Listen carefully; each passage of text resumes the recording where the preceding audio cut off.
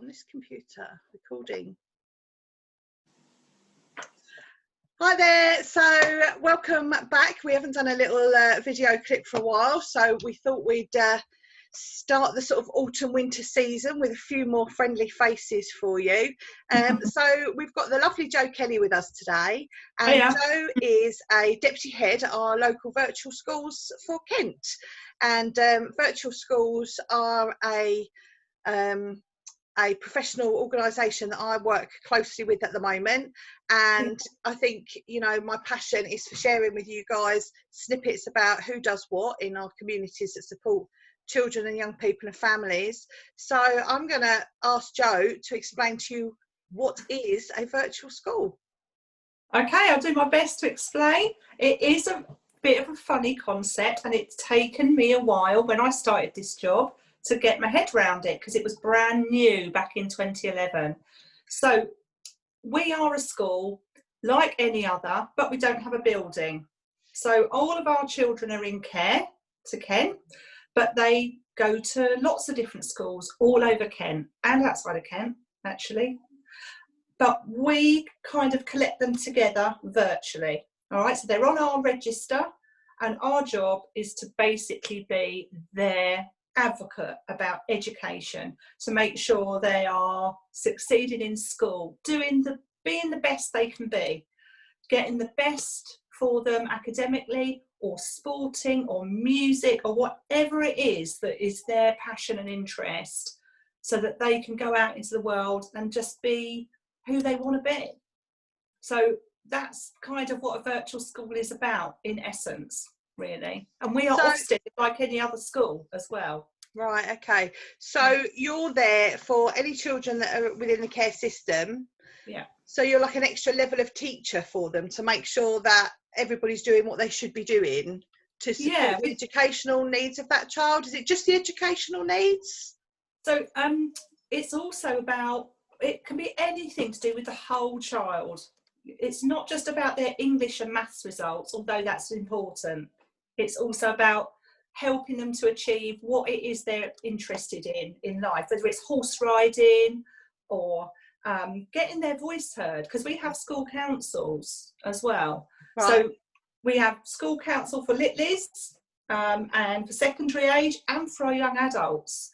And it's really, really important part of the work we do to get their voices heard, because in the past, maybe people haven't felt that they can achieve things. But you know what? It is about, sometimes we even have government ministers come and talk to our young people, and they can get involved and change how children in care are looked after, how they are seen by the world. And we really want them to get out there and be visible and be proud, you know, and not just be, I think there's been a lot of shame for them in the past. That's their words, not mine. Yeah. And we're here to help them get through that as much as we can. So, yeah. Yeah, and I think from my perspective, I do think you have become more visible over the years.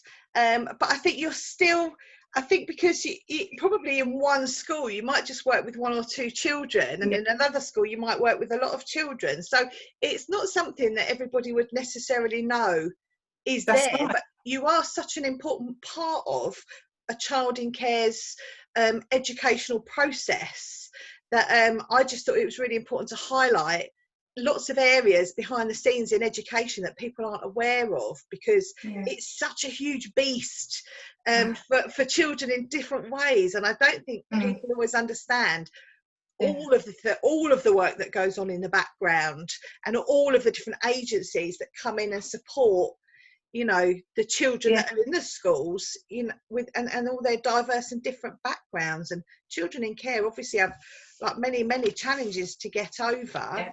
I have noticed online you do with the older ones, is it a mentoring program, or there's something that they do around that positive moving on to independence? I can't remember what it's called, but I know that there's this sort of senior thing pops up on my Twitter sometimes, and that looks really inspiring. Good. Yeah, I mean, we are so lucky at Virtual School Kent, or VSK. because we have just the most amazing staff. They can go, we've got education support officers who are like sort of high level teaching assistants, you know, like those in schools. And they go into our schools and they can work directly with young people, or they can help the young person at their pet meeting, and then they can help the child when they say what they want to achieve. They can help them do that. So they'll put into place, you know, the money behind the scenes and the intervention, the support, the resource, whatever, you know, as much as we can do. Yeah. And one of the things that we do is we've got mentors as well, so we can put people in touch with a mentor that can really help them on their individual journey towards success, because it is about building relationships, and we're helping our children learn to trust somebody. That's not easy. No, and I mean, and I think on a much higher level of attachment and trauma, that is the really difficult point, isn't it? Is that building of trusted relationships. Absolutely. And so we are very mindful. We don't always want to be going in and being intrusive if they don't need another adult in their life. But also when they do go in, we're very mindful to kind of try and use all of that skill and learning they have around attachment, trauma, etc., so that they can accept that our children won't just trust them straight away. You know, they might be a bit of swearing or a bit of rejection or what have you, or a bit of, well, I don't even want to talk to you. And we understand that that's okay, because that's a natural feeling sometimes for them to have, because it's learning to trust again, and it takes time. Yeah, of course. So where is the funding come for your service? Is it local authority funded or central government funded? Yeah, so the virtual school head teacher is a statutory role. So I'm not the head, I'm the deputy. So that's statutory. So what that means is the government says you've got to have one in Kent, and every authority has got to have one. So the funding comes to Kent County Council for that. And then for lots of the other sort of support for the children, like I said about maybe horse riding or English tuition or other interventions, that comes from Pupil Premium Plus. So that's a government budget, and we're really lucky to have it, because for our children it means we can collect that money together. We give some to schools straight away, so that, because we know how hard they work in trying to support all of our children. And then with the other bit that we keep, what we do is we see where children need things, support. So it's a bit like trying to be a good parent. If one of your children needs a new pair of trainers, you don't buy everyone a pair of trainers at the same time. So if that child needs trainers now, then what we try and do is not get them a pair of trainers, but get them the tuition or whatever they need right now. Yeah. And the same with things like, I don't know, say play therapy. If they have got to the point where they're ready to trust an adult and take that big leap of faith and join in with something like that, which is, you know, can be quite scary. Yeah. Then we want to be there ready to provide that when they say, I'll give it a go. So that's the kind of thing we use Pupil Premium Plus for. So we buy in, you know, projects like yours, that, you know, the same, so that you can go into schools and do the amazing work you do as well, Amanda. Thank you. That's all funded from Pupil Premium Plus. Yeah. And I mean, I've seen firsthand how, you know, even the simplest of things can be so much of benefit to your young people. How that little bit of additional support, and it's all those little bits, isn't it? You know, and they all come together and provide that. It's another adult that's consistent in supporting and supporting that whole trusting process. That's it. Has that been really hard to manage, with the lockdown, because generally you go into schools, and I mean, I'm still not at the point where I'm allowed back into school, so my whole service is online, and it's, you know, and that's working okay actually. It's I've had engagement, my engagement's shifted to more of a family approach, which is working very well actually. So we've managed to make it work. But I would imagine some of your youngsters probably a little bit more reticent if the trusted relationship isn't already there. Has that been a challenge for you guys to keep that going? It's always a challenge to just adapt really quickly to things, isn't it? Yeah. You know, and our staff as well have been amazing, because they've had to adapt personally, as well as think, how do we adapt everything for our children? So it's like a double whammy. And I mean, it's interesting you said about working with the family more, because we've had to switch to online support. Often we'll have the foster carer and the young person on the same screen. And, you know, it's actually had some really unexpected benefits and positives. So, for example, the speech and language therapist that we work with, we've worked with her for years now. She's almost feels like part of our service. Yeah. She had to switch from going into a school, doing an assessment, doing some speech sessions, to doing it online. And so because of that, the foster carer's there, and they're learning too, and then they're going off and practicing, because it makes sense. It makes sense to them. Much like more positive outcomes than we expected. So we had to switch a lot to online, like you have. Yeah. And isn't it funny, because it's the initial fear is that you're not going to be able to do your job. But what I've discovered longer term is that, I mean, yes, there are young people who've disengaged because they don't like the online. So I'm not saying it's completely positive, because it isn't, you know, 100% ideal. But what I have found is that, you know, the TAM project that we deliver in the primary schools, we've now got an online family model that we've created because of this. And you know, it was something we were working on for next year, but we're pretty much doing it already, because it's just developed through the fact that the parents are in the background, they're interested, they can hear what's going on about the conversations about the brain, and before you know it, you know, it starts off with mums generally. It'll be mum and the child, and then by the second week you're normally getting, oh, you need to hear this. Dad gets dragged in. I love that. Because I make them do the colouring, the staff at the training day, they all had to do the programme to be able to deliver it. So yeah, we're at the point now of getting some dads colouring and, you know, reflecting, and they go, what's the amygdala? What's all that amygdala stuff then? Yeah, it's been so transformational for so families. It's been lovely to see, but obviously it's, you know, it's not the ideal way to have come to sort of that conclusion, but that has been very sort of rewarding. I mean, you know, an example of that, Amanda, like the government did a big project on giving laptops to students who are vulnerable in their description as vulnerable. So one of our groups of young people who are older, and they sometimes live in lodgings that's not with a foster carer. So they might be a group together, and it's sort of managed by an adult, but you know, it's not a one-on-one family situation.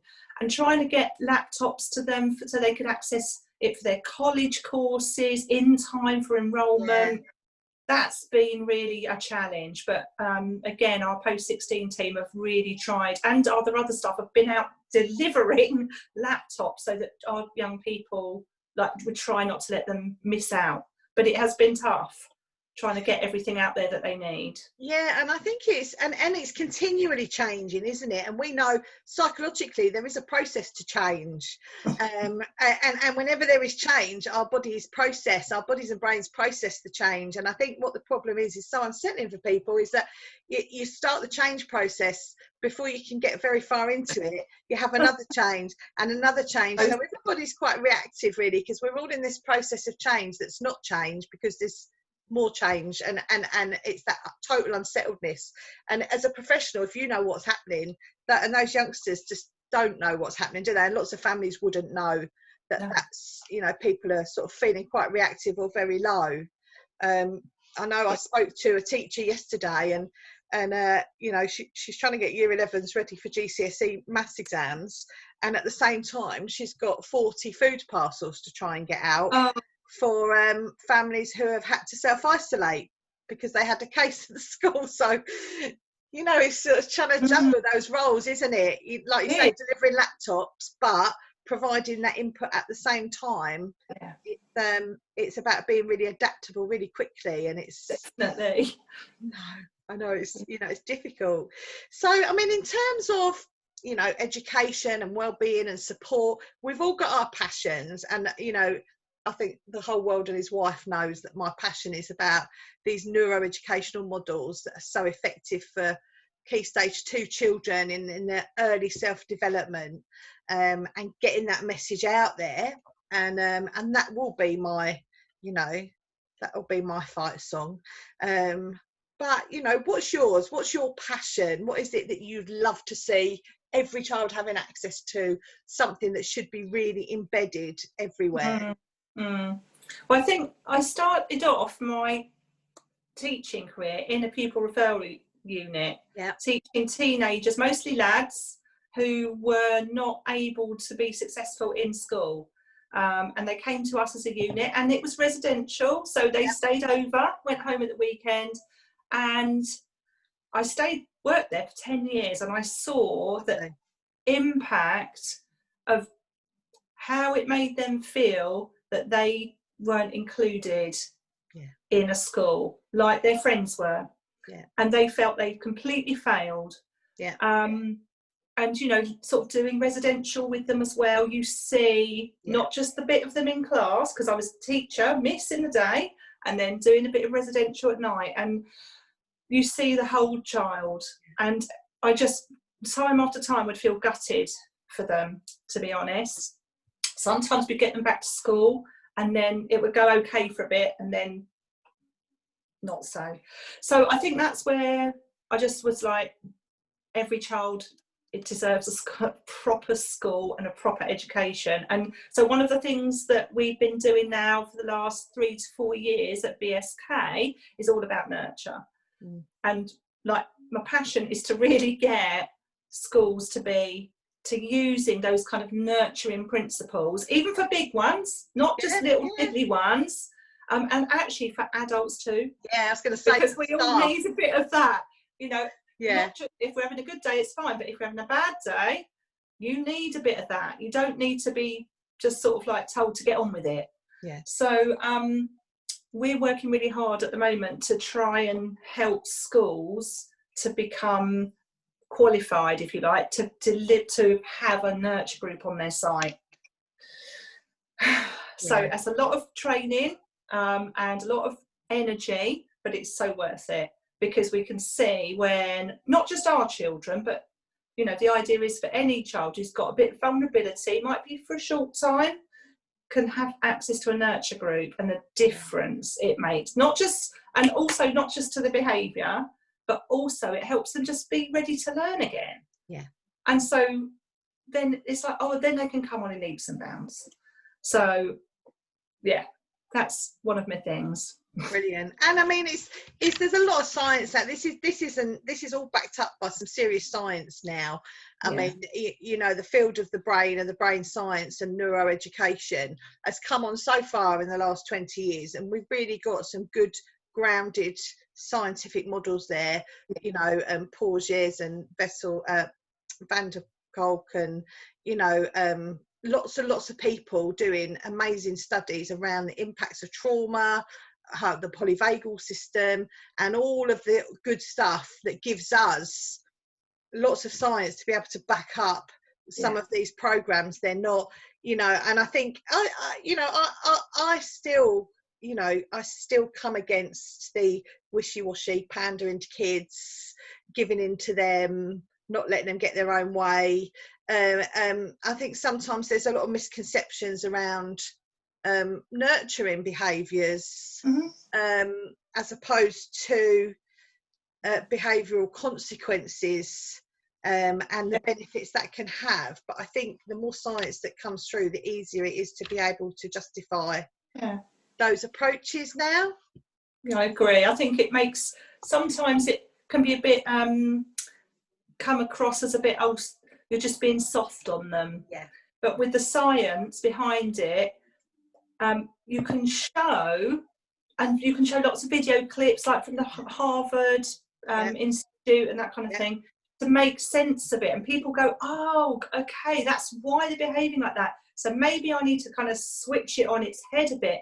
So I always remember things like, until a child experiences trust and can feel dependent on an adult, because it's that feeling of being safe, they're not going to learn to be independent. So there's no point going, oh, they should just get on with it. Don't let them have that attachment with a trusted adult in school. They should just be independent because they are now 10. Yeah. It's what, well, maybe actually they need to go back and experience some dependence, because they've not actually had that lovely feeling where you can depend on somebody. So even just do basic things like be fed, have a safe place to sleep, etc. So when they can feel that, then they'll grow and move towards independence. And we see some of our young people who leave care do amazing things. Yeah. I mean, one of them has gone to Oxford University this year. So, you know, you've got like academic stuff going on. We've got other young people who come back and work for us at BSK and then do amazing things, getting, you know, MPs to listen to them, that kind of stuff.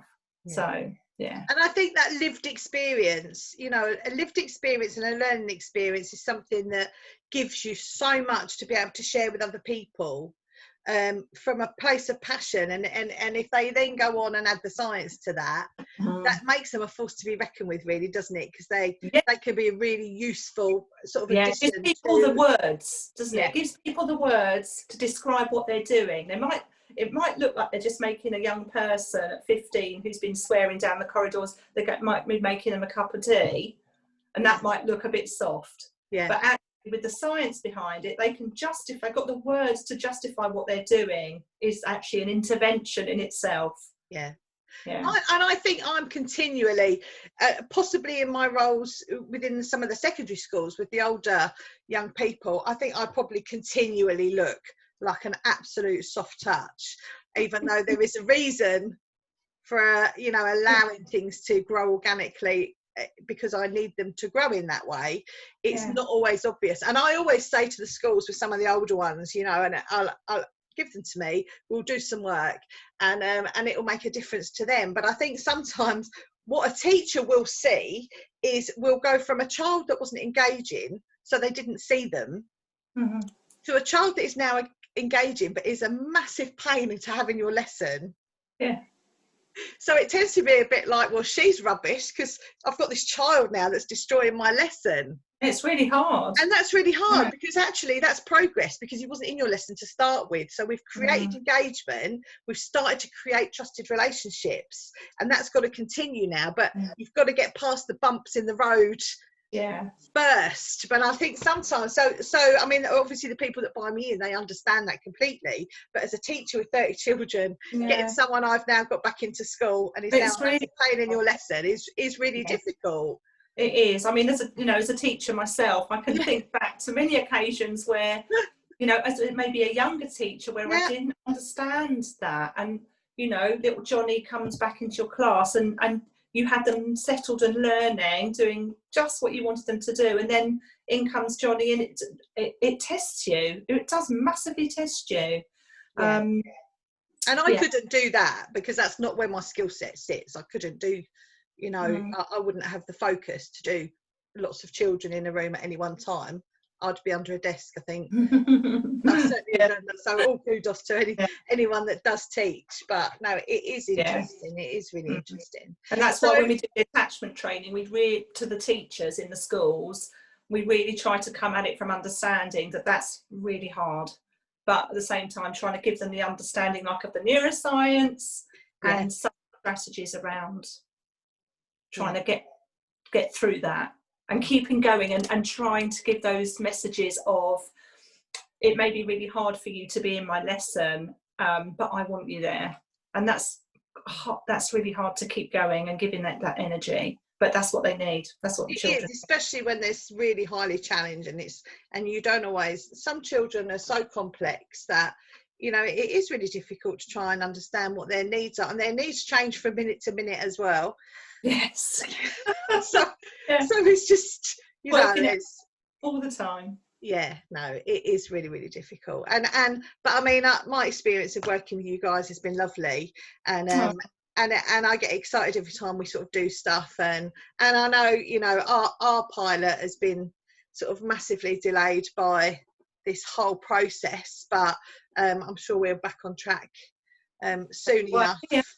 And keep at it, and we'll adapt and we'll move on, and, you know, hopefully nice things will come out of it. And I mean, the kids are enjoying it, which is all that matters to me. So, you know, that's the feedback, so which is really, really good. So thank you so much for your time and for sharing that with us. I'm going to stick that on YouTube later on, and it's just, you know, what is a virtual school? It's just fills in another gap for some of the professionals and families, so that when they hear these things in conversation, you know, it's they've got a bit of an idea of what that's all about, whether you're a teacher, a parent, a carer, or you're thinking about fostering. You know, there's all these supporting mechanisms there for you as well. So have a lovely weekend. We're filming this on a Friday, so we're off now to try and get our breaths back before we pile back in next week. Yeah. Thank you, Amanda. All right, take care.